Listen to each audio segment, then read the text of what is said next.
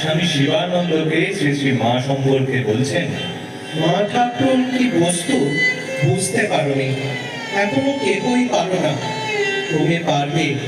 ভায়া, শক্তি বিনা জগতের উদ্ধার হবে না। আমাদের দেশ সকলের অধম কেন, শক্তিহীন কেন? কারণ শক্তির অবমাননা সেখানে বলে। মা ঠাকুরানী ভারতে পুনরায় সেই মহাশক্তি জাগাতে এসে